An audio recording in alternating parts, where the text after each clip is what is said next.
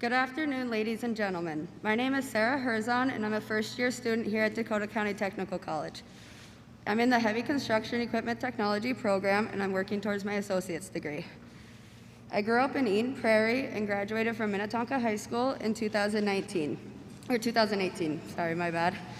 A little about myself. I enlisted in the Minnesota Army National Guard on my 17th birthday. Thank you. I was deployed in October 2019, where I spent 13 months in Kuwait. While I was deployed, I worked on all of our large vehicles as well as all the power generation and AC equipment. With being the only 91 Delta tactical power generation specialist, I oversaw the maintenance of 400 power generation and AC units. I also cross-trained the whole time on all of the vehicles such as the Humvees, the LMTVs, FMTVs, Hemmets, everything that you could think of that does not have tracks. When I returned from deployment, I was wondering, now what? What should I do with my life now? I started looking for a program that I could utilize my military experience as well as what I've known since growing up. And I found Dakota County Technical College right in my backyard. My journey at DCTC started in January as part of the Heavy Construction Equipment program. This semester, we are learning how to fix electrical issues on the equipment, applied failure analysis, shop safety, engine overhaul, as well as welding. This program has given me the opportunity to receive an internship at Caterpillar, which I am so grateful for. Once I get this degree, I am hoping to start my own heavy construction equipment company and hire on a whole female team. I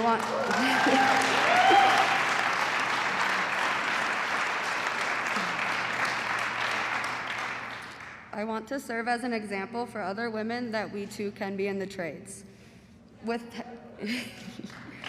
having this degree as well as my military experience in heavy equipment, it will set me ahead of others in my field. I am so happy to have this opportunity to welcome President Joe Biden to my home state as well as my school, Dakota County Technical College. Thank you so much.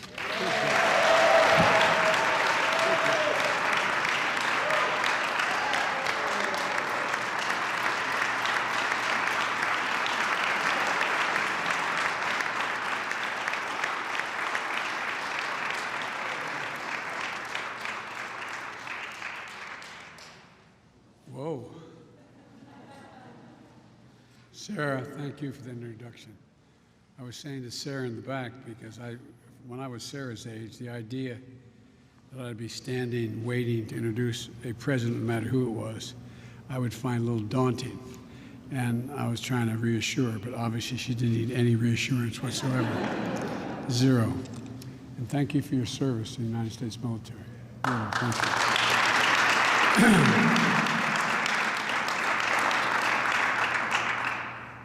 Governor, thanks for the welcome to Minnesota. I was telling the governor on the way in the ride here from the airport that I started coming to Minnesota back in 1973 because one of my mentors for real, it ended up being two, was Hubert Humphrey. When he helped me campaign in 1972 as a 29-year-old candidate for the United States Senate, my home state of Delaware. And he gave me credibility I'm not sure I deserved, but it helped a great deal. And after I got elected, I wasn't old enough to be sworn in. I had to wait to be eligible. You have to be 30 years old to be sworn in. Your constituents can elect you at any age, but you can't be sworn in until you're 30. And while I was in Washington, making sure that I was hiring my staff, I got a phone call from my fire department saying there'd been an accident, and the poor woman they put on the phone had to say, she just blurted out, your wife and daughter are dead, and your kids won't make it. My wife was Christmas shopping and was broadsided by a tractor trailer. My point about it is that one of the first persons to come to me were the Humphreys, not just the senator. And then a guy who became a great friend and mentor was Fritz Mondale as well. So I've been from the Iron Range all the way down to your southern, southeastern border, and It's an incredible state, and they've elected some incredible people, including the people you heard from earlier today, which I'll speak to a little bit in a minute. I see a lot of mayors are here, you know, I told you that's the toughest job in America. They know where you live. But it really is. You affect people's lives more than anybody else directly, and you're right there. So thank you for what you do. And from my administration, I also have the Secretary of Education, Miguel Cardona, who is with us today.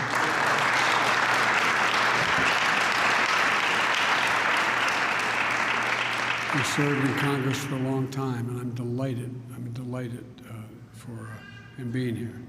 Before I get into my remarks in any detail, I was informed after the tour, I learned about a school shooting in Michigan.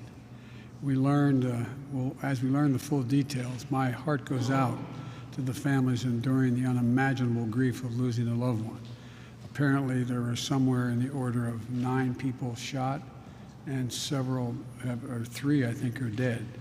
And the young man, I think, is, as I understand it from staff, is about 15 years old, and he turned himself in, and just said he claimed his right against self-incrimination and handed over his pistol. That's all that we know about it, but you've got to know that that whole community has to be just in a state of shock right now. But look, one of the things that I want to mention is I want to tell you about the infrastructure law I signed on Thanksgiving. And it would not be possible, this is not hyperbole, without the Minnesota congressional delegation. Senator Amy Klobuchar is a leader in many issues. Her colleagues look to her on everything from lowering the cost of prescription drugs to how to get broadband for the whole country. And Senator Klobuchar and I have been friends for a while. She knows how to work across the aisle and make progress. It's a big deal. No, it really is.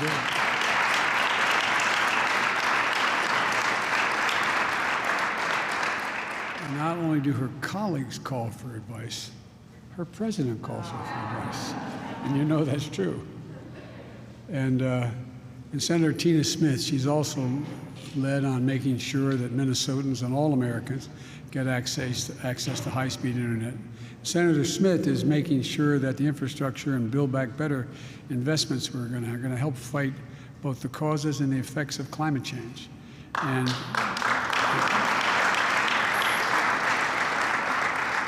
Representative Angie Craig, who I'm going to get to ride home with, she's going to get an Air Force One when going back, spend a little time with her. She had a better means of transportation getting out here. I don't know what it was, but all kidding aside, she's worked in the infrastructure law. She constantly reminds us that it's places like Dakota County, and it's connecting people to jobs and opportunities. And that's why Angie has always been a champion of schools like DCTC and investments in roads and bridges and high-speed internet. And Representative Dean Phillips. Dean, where are you? Dean, from the very beginning, Dean has led getting bipartisan support to get this deal done. And you'd think this would be a slam dunk, but we did it without all but a few Republicans being able to come across and vote for it. But thank you for the work you did, Dean. I really mean it. And Betty McCollum. Betty's been fighting for a strong infrastructure package for more than a little bit of time. There you are, Betty. And but I also want to acknowledge a few other people who couldn't be here today. Your Attorney General Ellison is such a fighter for justice, and Representative Omar. Is he here? Oh, okay. I was going to say, I totally wouldn't. Remind us we all need to invest in our people and universal pre-care and affordable child care. Look, here's what this is all about. Rebuilding America. Getting this done. No, rebuilding in America, investing in America. That's what this is about. And we're doing it as we continue to battle the pandemic. As I told the American people yesterday, this new variant is a cause of concern, but not a cause to panic. On Thursday, I'll put forward a detailed strategy outlining how we're going to fight this COVID this winter, not with shutdowns and lockdowns, with more widespread vaccination, boosters, testing, and much more. In the meantime, the best protection is getting fully vaccinated, getting a booster shot. I urge all Americans who haven't yet to get that done. Get it done today. We're going to keep fighting through this with every tool we have. And we are, as we did with the original virus and with the Delta virus variant. And we're also going to keep our historic economic growth moving. One of the ways we're going to do that is with the bipartisan infrastructure law that we signed into law 2 weeks ago. Over the next several weeks, I'm going to be traveling all over the country. And so will Vice President Harris and my cabinet and folks throughout our administration to show how these investments are going to change your lives, change lives for the better. Because we know that we can't just build back to what it was before. That used to be the rule. If anything got wiped out by a weather event, you're able to build back that road to exactly the specifications it was before. But you can't now, because the climate's not going to get better.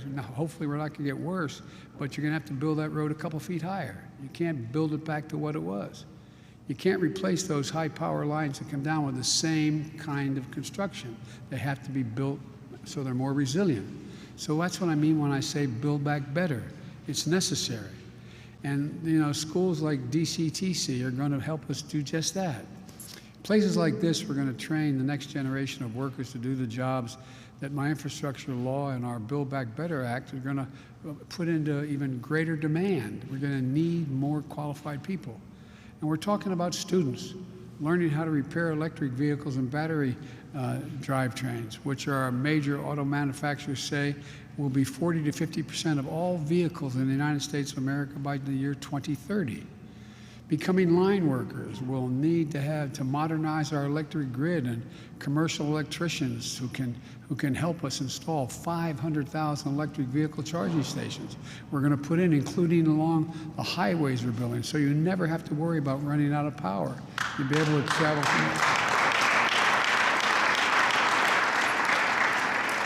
Training as construction managers to oversee all phases of construction projects we're going to be seeing all across Minnesota, like the Twin Port Interchange and Ports Interchange in Duluth, and the Link project in Rochester. These are the jobs of today and tomorrow. We're going to help America win the competition of the 21st century. We're getting back in the game. And the better part of the 20th century, for the better part, we led the world by a significant margin because we invested in ourselves and our people. We invested in our infrastructure, in our roads, our highways, our bridges, our ports, our airports, the arteries of our nation that allow commerce to function smoothly and move swiftly. And we invested in our people. We invested in opportunity in the past. But we were among the first to provide access to free education in the late 1800s, early 1900s, which had us leap ahead of the rest of the world, the first nation in the world with universal education. We invested to win the space race. We led the world in research and development that led to the creation of the internet. But somewhere along the way, we stopped investing, and we're at risk of losing our edge as a nation to China and the rest of the world that's catching up and surpassing us in some areas. Our infrastructure used to be rated the best in the world, not hyperbole, was rated the best in the world. But according to the World Economic Forum, we now rank 13th in the world in terms of the quality of our infrastructure. And we're turning things around in a big way now. It starts with roads and bridges. In 2007, this state sounded the national alarm of our decaying infrastructure when the I-35 bridge collapsed, killing 13 people and injuring another 140. In the United States of America, a major bridge on a highway collapsed.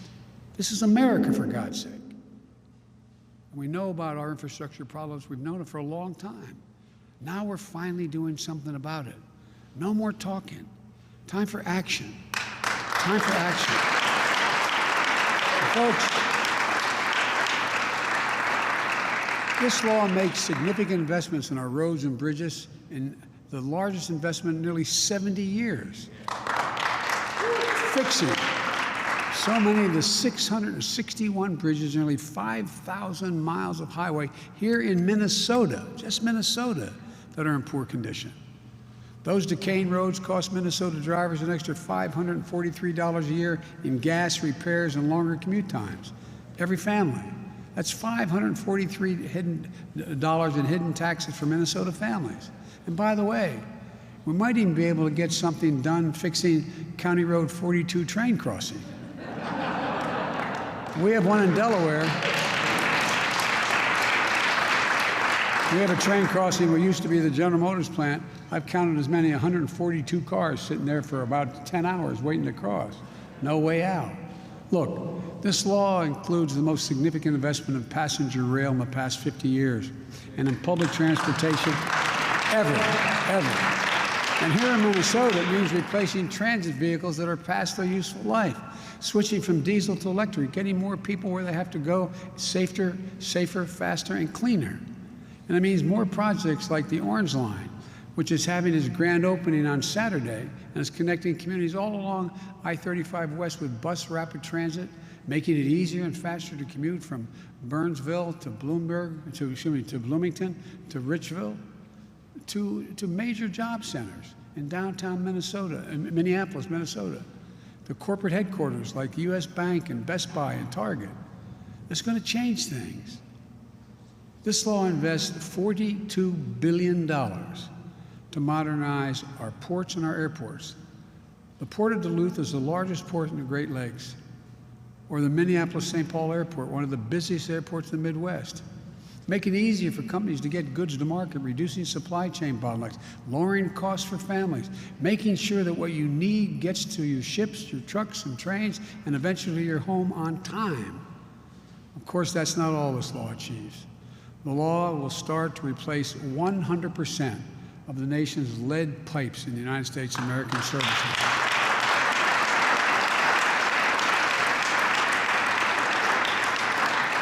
A recent survey estimates there are 260,000 or more lead pipelines just here in Minnesota, just Minnesota, and will help communities like Coast build connections to water treatment facilities so every single child in Minnesota and across America can turn on a faucet and drink clean water.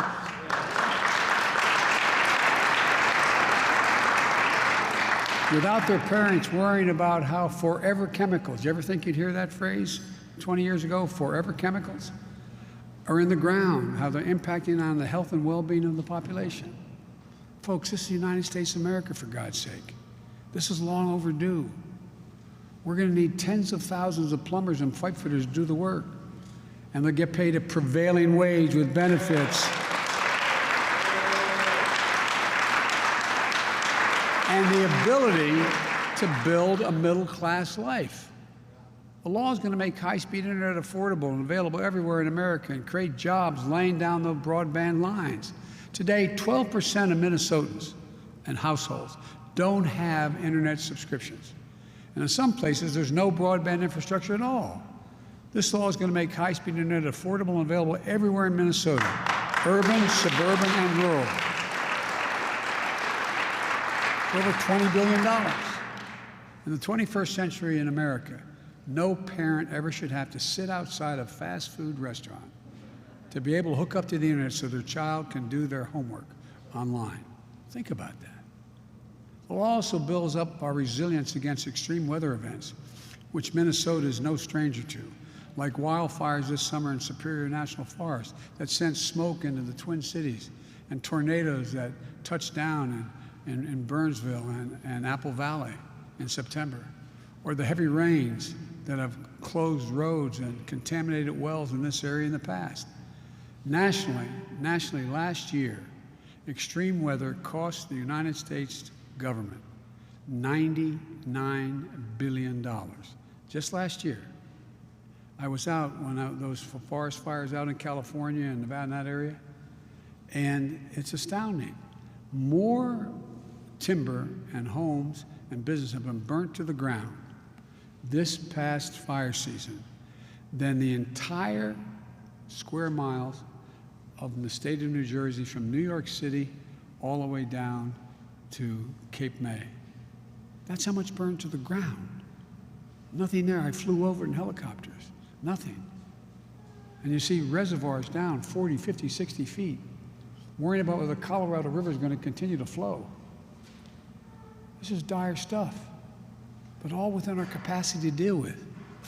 This law builds back our bridges, our water systems, our power lines, our electric grid better and stronger, more resilient and resistant to the negative impacts and effects of climate change.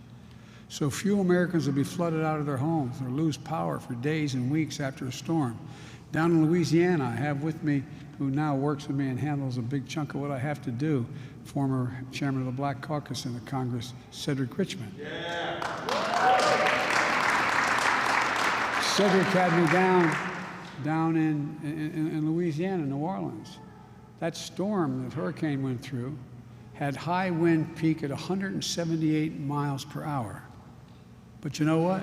When I went from there up to North Jersey and New York, more people died in Queens, Manhattan because of 20 inches of rain falling and their basements flooding so they couldn't get out.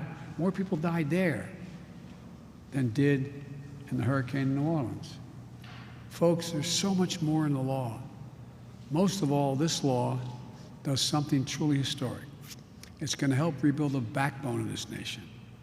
Working people in the middle class. When I ran for president, I said I was running for 3 reasons. One, to restore the soul of the country, to restore some decency to how we dealt with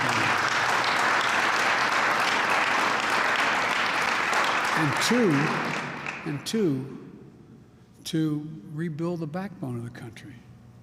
Hard-working, middle-class folks and working-class folks who built the country. The folks in Wall Street aren't bad, but they didn't build America. The people who come out of the school are the ones that build America. They built America, and they've been left behind for much too long. We're going to rebuild this economy from the bottom up and the middle out. I've never known a time when the middle class has done well that the very wealthy haven't done very, very well. I'm not being solicitous. I'm being deadly earnest. But I'm tired of this trickle-down economy.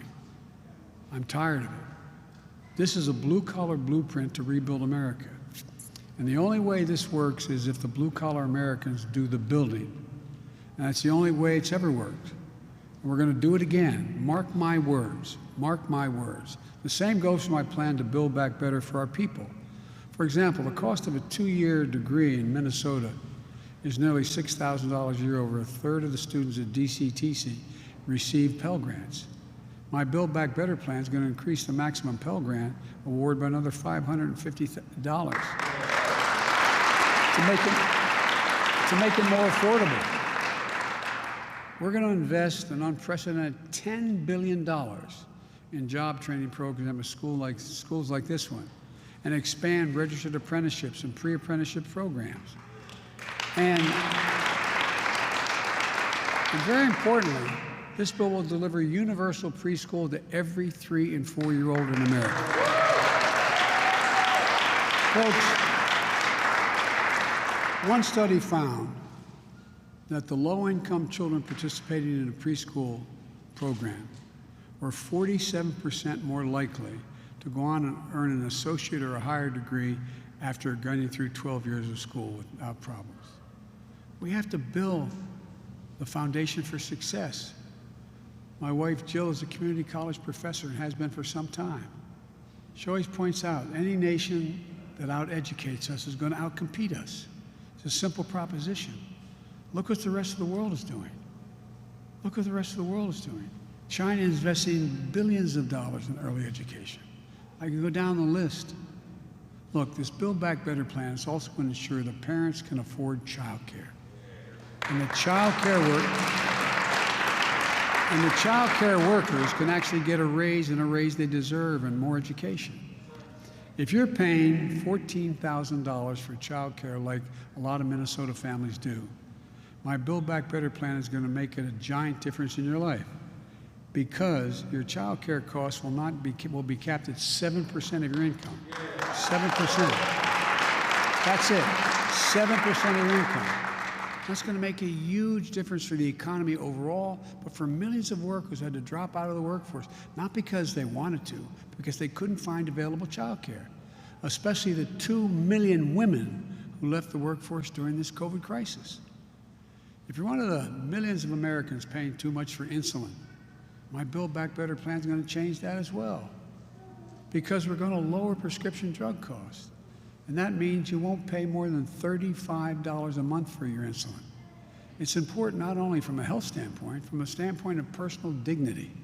Imagine if you're a parent of one of the 200,000 children in this country with type 1 diabetes needing that insulin. Insulin can cost as much as $1,000 a month. If you can't afford it, it's not only a health risk, but deprives the parent of their dignity. Deprives them of their dignity, of your ability to do the one thing every parent wants and deserves to be able to do, to say to their child, look at them and say, honey, it's going to be okay. Imagine not being able to say that. And by the way, we're not artificially reducing that cost. It costs $35 for the insulin when it was first invented and patented. They've done not a single thing since then to improve it. It's good. And now it costs $1,000 a month. Folks, lowering the cost of child care, elder care, housing, health care, prescription drugs, and meeting the moment of climate change, that's what this plan does. Frankly, I'm surprised that not a single Republican in Congress has joined us in supporting it. It can't be because it would add to inflation. 17 Nobel laureates, 17, 3 weeks ago spontaneously sent me a letter saying that it would have the opposite effect. It would actually reduce long-term inflationary pressures. It can't be because it would add to the deficit, because it reduces the deficit over the long term. It can't be because it's fiscally responsible, because it's fully paid for. Fully paid for. No one earning less than $400,000 a year will pay a single penny more in federal taxes. 55%. I come from the corporate state of America, Delaware. More corporations are incorporated in Delaware than every other nation in every other state in the nation. And guess what? 55% of the Fortune 500 companies, the largest ones, paid zero in income taxes last year after making $40 billion in profits. I'm a capitalist. If you can make $1 million or $1 billion, have at it. Just pay your fair share. That's all I'm asking. That's why the Build Back Better plan has a minimum tax that makes sure the large profitable corporations start paying their fair share. And we got passed internationally a provision that a 15% minimum is paid in every single country, so you don't have countries fleeing here with technology to go other places because they have a lower tax rate. The first major piece of legislation in more than a decade that's not only fully paid for, based on official estimates from the Congressional Budget Office, the Joint Committee on Taxation, the Treasury Department, it's going to generate more than $100 billion in deficit reduction this decade. So look, I know some people have said this bill isn't fiscally responsible enough, because even though it's fully paid for, they acknowledge, even though it would reduce the deficit, which they acknowledge, even though it represents the first time in over a decade that we're doing the hard work of offsetting investments with new revenue, some of the programs may get extended. And if they get extended, they say it's going to cost more money. We didn't count that in. Well, that's true. Congress is going to pay for those as well. After years of Republican leadership in Washington, passing tax giveaways to the super wealthy, new spending without even giving a thought about how to pay for it, they added $8 trillion to the national debt with the Trump tax cut. $8 trillion. I welcome a serious conversation about how to pay for the investments we make. But here is what those critics are not telling you. They're not telling you that I've committed to paying for every single program that extended, if any are, in future legislation, whether that's for a day or a decade. And here's what else they're not telling you. They're not telling you why it is that they are fighting so hard against lowering the prices of prescription drugs, or child care, or elder care, or health care. Why it is that they're so frightened, so hard to, fighting so incredibly hard to protect the 2017 Trump tax cuts that increased the deficit alone by nearly $2 trillion. the bulk of which went to large corporations and virtually none of it paid for. I'm happy to have that debate on about how to pay for these priorities. In my Build Back Better plan, we're already undoing some of the most reckless elements of the Trump tax bill, like ending the tax breaks for companies sending jobs overseas. We got a tax cut for sending a job overseas. But other tax giveaways in the bill that expire, that bill expires in 2025, it has to be reauthorized. For example, the tax rate for the 1% wealthiest Americans used to be 39.6%. They make it sound like it used to be 70% or something. 39.6%, what it was in the Bush administration. The Trump tax cut that to 37%. Just by restoring that tax back to 39.7, what it was in the Bush years, just by doing that would generate an additional $20 billion a year in revenue, enough to pay for universal preschool for all 3 and 4 years old, all the way through. So folks, we're going to face a choice. Do we keep giving tax cuts to the wealthiest 1% of the taxpayers, or do we keep lowering costs for working families? You know, I think we have something like 730-some billionaires in America. That's fine. You make $1 billion, I'm okay with that. But you know what? You know how much money when everybody was losing money during the recession, the pre-recession? You know how much money those 739, I think it is, made? Another $1 trillion. You hear me now? Those 735, whatever the number is, made an additional $1 trillion in that year and a half. Trillion. I didn't hear anybody weeping and gnashing their teeth about any of that. If they want to argue about continuing tax cuts for big corporations and wealthiest Americans, it's more important than lowering the cost of child care, lowering prescription drug prices. That's an argument I'm happy to have. I'm looking forward to that debate. One of the reasons I believe so firmly in the proposal is because I know what this country can be. We've always been a nation of possibilities. I was asked by Xi Jinping, I met with him more times than any other world leader. And I was in 17,000 miles with him in China. And he turned to me in one of our many one-on-one meetings with an interpreter each and asked me, he said, "Can you define America for me?" I said, "Yes, in one word, possibilities." Think about it. No other nation in the world, one of the reasons why we think we're ugly Americans, no other nation in the world believes that anything we set our minds to, we can do. Because when we've done it, we've never failed. Folks, we didn't come this nation we know by dreaming small. Throughout our history, we've emerged from crisis by investing in ourselves. During and after the Civil War, during the Civil War it started, the Transcontinental Railroad, uniting the East Coast and the West Coast. During the Cold War, we built the interstate highway system, transformed how Americans live their lives. And now we're going to build an economy of the 21st century. I truly believe that 50 years from now, and I mean this from the bottom of my heart, historians are going to look back on this moment and the next several years, and they're going to say that this was the moment when America won the competition for the 21st century. Because if we don't, we're going to lose it. We're going to lose it. So folks, there's nothing we can't do. When the American people set their mind to something, there's never been anything we cannot do. And there's never been a crisis we've got into that we haven't come out stronger than before we went into it. That's who we are. That's America. Well, God bless you all, and may God protect our troops, and thanks for your patience. Appreciate it.